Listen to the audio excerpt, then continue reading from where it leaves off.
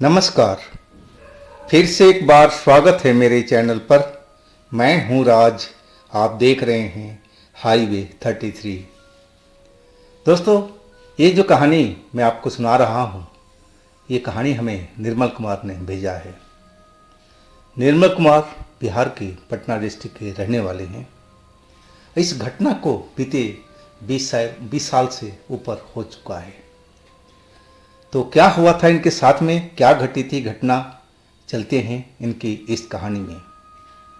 लेकिन दोस्तों, अगर आपके पास भी ऐसी कोई घटना है, ऐसी कोई कहानी है जो आप मुझे भेजना चाहते हैं या बताना चाहते हैं, तो आप मुझे इंस्टाग्राम पर या मेरे व्हाट्सएप नंबर पर शेयर कर सकते हैं।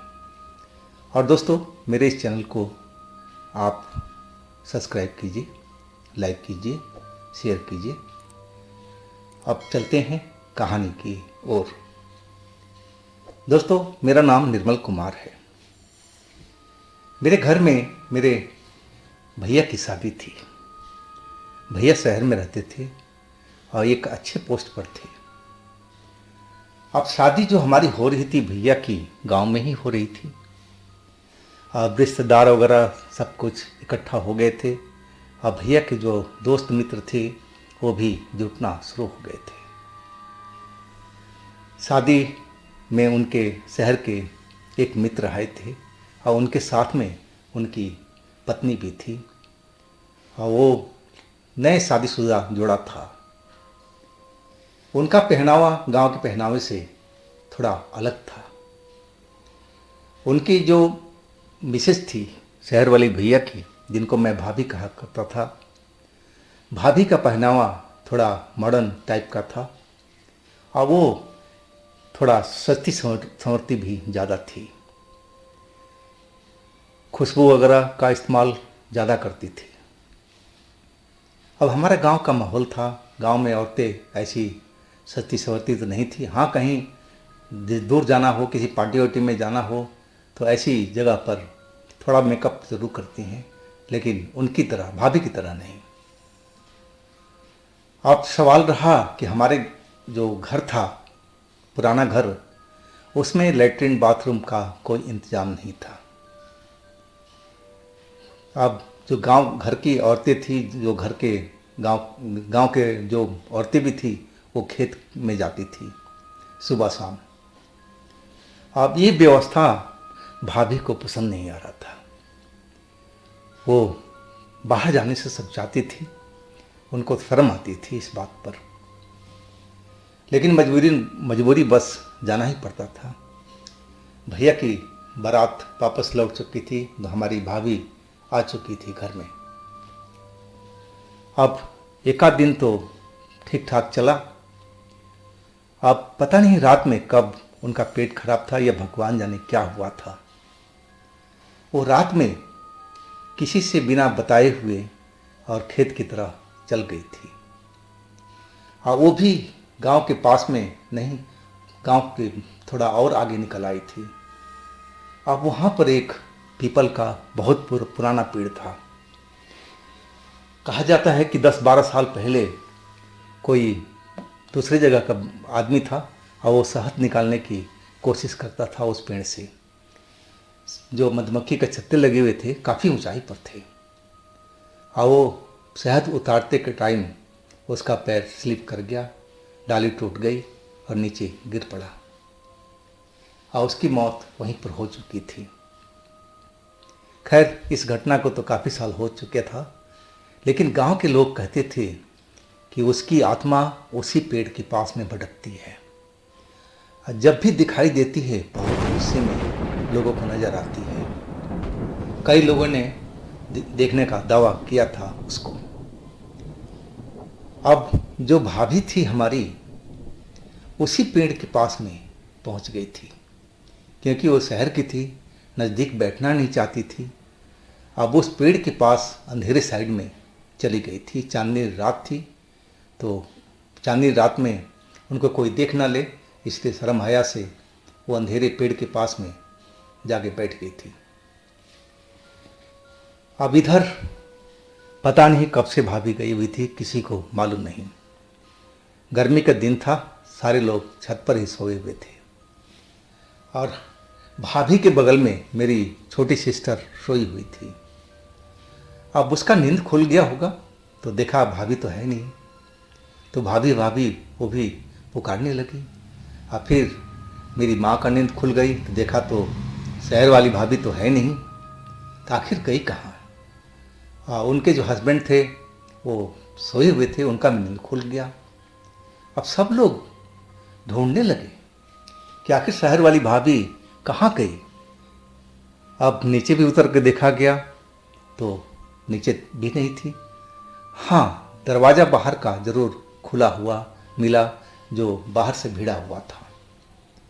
अब माँ को समझ में आ गया था कि भाभी घर से बाहर निकली है। अब उनको समझते देर नहीं लगा कि शायद ये शौच वगैरह के लिए गई होगी। लेकिन रात के टाइम में खेतों के साइड में औरतों को जाना, वो भी आधी रात के वक्त में, ठीक नहीं लग रहा था। तो मैं भी जग चुका था, ये जो भीड़ भाड़ हुई थी उसमें मैं भी शामिल था भाभी को ढूंढने में। आखिरकार मेरे से माँ बोली कि बेटा चले जाओ बाहर और साथ में किसी को ले लो, क्योंकि रिश्तेदार बहुत आए हुए थे। मैं अपने जान पहचान का जो दोस्त था, हमारा रिश्तेदार था, उसको मैं ले लिया था। और खेतों की साइड में मैं निकल गया।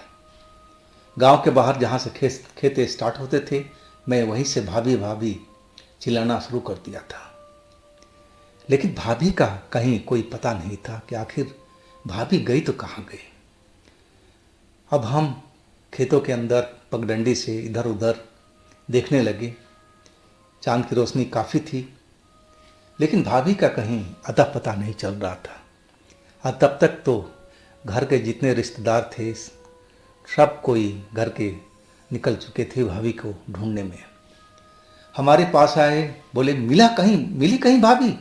मैंने कि नहीं जी, मैं तो हर जगह ढूंढ लिया हूँ, आवाज़ मारते जा रहा हूँ, लेकिन अभी तक भाभी का कोई पता नहीं है। अब सब लोग सदमे में आ चुके थे कि आखिर क्या हो गया उनके साथ में, कहाँ चली गई शहर वाली भाभी। अब मेहमानों में खलबली मच चुकी थी, हमारे जो घर के मेंबर थे उनमें खलबली मची हुई थी। हाँ, भाभी के जो हस्बैंड थे वो तो रोने लगे थे। अब उनको कोई चुप कराए और इधर हम लोग भाभी को ढूंढ रहे थे, लेकिन भाभी का अता पता नहीं चल रहा था। और इस ढूंढ में हमारे पड़ोसी के घर जो लोग थे वो भी शामिल हो गए थे। उनमें एक बुजुर्ग व्यक्ति थे, थोड़ा तंत्र मंत्र के जानकार थे। उनके पास लोग झाड़ फूक के लिए आते थे और वो भी आ गए। वो भी हालात की जानकारी लेने लगे कि आखिर इतना शोरगुल क्यों हो रहा है, इतना भीड़ भड़का क्यों हुआ पड़ा है। तो मेरी माँ ने उनको बताया कि भाई साहब ऐसी बात है, हमारी वो शहर वाली दुल्हन है, वो रात को निकल गई है शौच के लिए, भगवान ही जाने, और उसका कोई पता नहीं चल रहा है। अब वो जो तांत्रिक जो व्यक्ति थे हमारे पड़ोसी, वो भी ढूंढने लगे थे। और उनका जो ढूंढना था थोड़ा अलग था। वो हवा में सूंघ रहे थे, हवा को ऐसे नाक करके और सूंघ करके कोशिश कर रहे थे। उनका जो सूंघने का तरीका था हमें कुछ अटपटा सा लग रहा था, लेकिन वो तांत्रिक आदमी थे तो थोड़ा विश्वास था कि शायद हमारी शहर वाली भाभी को ढूंढ ले। अब फिर वो उस पेड़ की तरफ जाने लगे जहाँ पर दिन में भी लोग जाने से बचते थे। अब वो पेड़ के नज़दीक पहुँचते जा रहे थे। अभी जो हमारा कुनबा था, हमारे घर के लोग थे, रिश्तेदार थे, उनके पीछे पीछे हम चल रहे थे कि आखिर उस तरफ कहाँ जा रहे हैं वो। अब पेड़ के पास पहुँच करके थोड़ा दूरी पर वो रुक गए। अब फिर हमारी तरफ मुड़े, अब बोले कि आप लोग उधर ही रुक जाओ, कोई मेरे साथ में नहीं आएगा, नहीं तो खतरा बढ़ सकता है। अब उनकी ये पहेलीनुमा बात हमारे पल्ले तो नहीं पड़ रही थी, लेकिन मम्मी कह रही थी कि पेड़ के पास में वो भूत रहता है, वो शैतान रहता है। अब हम लोग तो डर चुके थे। और वो जो तांत्रिक थे हमारे पड़ोसी, वो धीरे धीरे कोई मंत्र पढ़ते हुए अब पेड़ के साइड में चलते जा रहे थे। अब फिर वो पेड़ के पास पहुंच गए। जैसे ही पेड़ के पास पहुंचे, हम सब ने देखा, जितने लोग हमारे रिश्तेदार थे, हमारे पड़ोसी थे, हमारे घर के मेंबर थे, अचानक वो पुराना पीपल का पेड़ जो काफ़ी ऊंचा था और जोर जोर से हिलने लगा था। बिना आंधी बिना तूफान का वो एकदम जोर जोर से हिलता जा रहा था। और वो जो तांत्रिक थे हमारे पड़ोसी, वो वहीं पर खड़ा होकर के शायद कोई तंत्र का मंत्र उच्चारण कर रहे थे। और कुछ देर के बाद में वो पेड़ बिल्कुल शांत हो गया था। अब हम लोग तो सारे डर चुके थे, किसी के मुंह से आवाज़ नहीं निकल रही थी। और कई लोग तो काफ़ी पीछे हट चुके थे। उनमें मैं भी था। मुझे भी बहुत डर लग रहा था। मैंने कभी भूत प्रेत को देखा नहीं था। अब तो मैं सामने पेड़ को हिलते हुए देख करके ऐसा लगा कि मेरी जान निकल जाएगी। अगर मैं भूत देख लेता तो मेरा तो हाल खराब हो जाता। और थोड़ी ही देर में वो जो पड़ोसी थे तांत्रिक, वो चिल्लाने लगे, आ जाओ जल्दी से, आ जाओ यहाँ पर, सब जल्दी आओ। उनकी आवाज़ सुनकर के किसी का हिम्मत नहीं हो रही थी कि उस अंधेरे पेड़ के पास में कोई चला जाए। किसी की हिम्मत नहीं हो रही थी। आखिरकार मेरे भैया जिनकी शादी हुई थी और उनका भाभी का हस्बैंड, और दोनों लोग उस पेड़ के पास पहुंच गए थे, उस तांत्रिक के पास में। और जब वहाँ पहुँचे तो हमारे भाभी के जो हस्बैंड थे वो ज़ोर ज़ोर से रोने लगे थे। अब उनकी रुलाई देख कर के हम लोग समझ गए कि कोई न कोई हादसा भाभी के साथ हो चुका है, या तो भाभी मर चुकी हैं, तभी ये दहाड़े मार मार करके रो रहे हैं। और फिर कुछ ही देर में भाभी को उठाए मेरे बड़े भैया और वो भाभी के हस्बैंड, वो दोनों लोग अब पीछे से वो तांत्रिक चले आ रहे थे। अब उनकी चाल तेज थी। तांत्रिक कह रहा, जल्दी चलो घर पर, यहाँ रुको मत। अब मैंने देखा कि भाभी का आँख बंद था और वो शायद बेहोश थी या मर चुकी थी। उस टाइम मुझे कुछ भी नहीं पता था। अब हम लोग घर पर लेके आए गए, आंगन की चारपाई पर उनको लेटाया गया। और वो जो तांत्रिक थे हमारे पड़ोसी, अब उन्होंने लोटे का जल मंगवाया मेरी माँ से, और भी गंगा जल डाल करके। अब फिर वो अपना मंत्र का उपयोग करने लगे थे। भाभी शायद बेहोश थी, ये कि जब वो मंत्र का उच्चारण कर रहे थे और लोटे का जल उन पर छिड़क रहे थे, तो भाभी ने एक बार अपनी आंखें खोली थी और फिर बंद कर ली थी। मुझे देख करके तसल्ली हुई कि भाभी जिंदा है। अब फिर वो तांत्रिक अपने काम में जुटे रहे। करीब आधा पौन घंटा के बाद में भाभी की जो बेहोशी थी वो टूटी थी। जैसे ही बेहोशी टूटी, भाभी एकदम डरी हुई और दिखाई देने लगी। चारपाई पर उठ करके और उखड़ू बैठ गई थी, डरी हुई, जैसे उनके पास में कोई भूत खड़ा हो। अब जो उनके हस्बैंड थे उनको संभाला और कहने लगे कि डरो मत, सब कुछ ठीक हो गया है। क्या हुआ था तुम्हारे साथ में? भाभी कुछ बोल नहीं रही थी। और वो तांत्रिक भी पूछ रहे थे कि बेटा बताओ, क्या हुआ था तुम्हारे साथ में?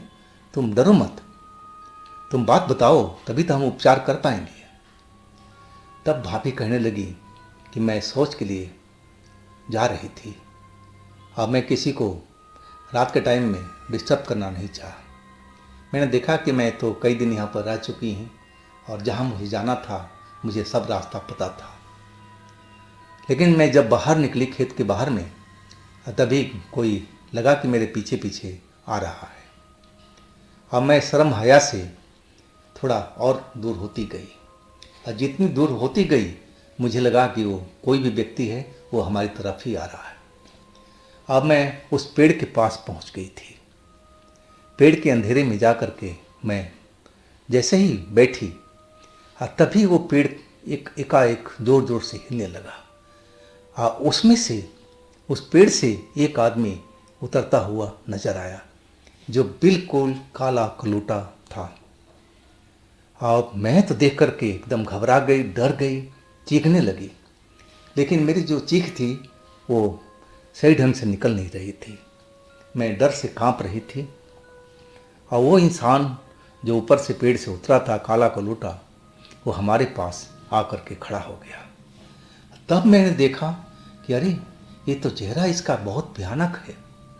इसके चेहरे पर तो कई तरह का कट लगे हुए हैं, जिनमें से अभी भी लग रहा कि खून टपक रहा है। आंखें बड़ी बड़ी भयानक सी दिख रही थी। अब मैं तो डर के मारे ही चीखी। इसके बाद मुझे होश नहीं रहा। मैं शायद वहीं पर गिर चुकी है। इसके बाद मुझे होश आया तो मैं यहाँ पर हूँ। अब भाभी की बात सुनकर के हर कोई घर का डर चुका था। तांत्रिक कहने लगे, बेटा घबराओ मत, डरो मत, सब कुछ सही हो जाएगा। फिर वो कोई मंत्र का जाप करने लगे थे। अब फिर कुछ देर के बाद वो कहने लगे कि बेटा बिल्कुल डरना नहीं, तुम अब आराम से सो और भगवान का नाम जरूर लेते रहना, हनुमान जी का नाम जरूर लेना मन में, कुछ नहीं होगा। जो भी कष्ट था मैं उसको निकाल चुका हूँ। और वाकई में भाभी आराम से सो गई थी। सुबह जब उठी तो डरी जरूर दिखाई पड़ रही थी, लेकिन इतनी रात जैसा उनको डर नहीं था। लेकिन वो लोग उसी दिन को इस गांव से निकल गए थे। वो शहर वाला भैया कह रहे थे कि अब यहाँ पर नहीं रुकेंगे, अब हम उस टाइम आएंगे जब आप लोग घर में बाथरूम का इंतज़ाम कर लोगे। अब वाकई में उस ज़माने में, उस टाइम में घर में बाथरूम कोई बनवाता नहीं था, तो सबसे बड़ी तकलीफ़ की बात थी, और भी औरतों के लिए। खैर अब तो बहुत ज़्यादा चेंजेज हो गया है गांव में। अब तो घर घर में बाथरूम बन चुका है। अब तो कोई सी ऐसी दिक्कत वाली बात ही नहीं है। लेकिन उस घटना को जो मैंने अपनी आंखों से देखा था, वो पेड़ का हिलना, वो सबसे भयंकर मुझे लगा था। मैंने तो भूत को नहीं देखा, लेकिन वो पेड़ जैसे हिला था, हिलता जा रहा था, आखिर कौन सी शक्ति उसको हिला रही थी, इतने बड़े पेड़ को। मैं तो यही देख करके डर चुका था। हमारे परिवार के लोग, जो हमारे पड़ोसी वड़ोसी थे, जो रिश्तेदार थे, वो भी डर करके पीछे हट चुके थे। खैर भाभी ठीक ठाक हैं और आप तो नहीं आई गांव में। उस घटना के बाद में कभी नहीं हमारे गांव पर लौटी हैं। इस घटना को भी काफ़ी साल बीत चुका है। तो दोस्तों, ये थी आज की कहानी। अगर आपके पास भी इस तरह का कोई घटना है जो आप मुझे सुनाना चाहते हैं, तो आप मुझे इंस्टाग्राम या मेरे व्हाट्सएप नंबर पर शेयर कर सकते हैं। और दोस्तों, मेरे दूसरे चैनल पर भी जाइए, उनमें भी अच्छी अच्छी कहानियाँ हमने डाली हुई है जो बेहद आपको मज़ेदार लगेगी।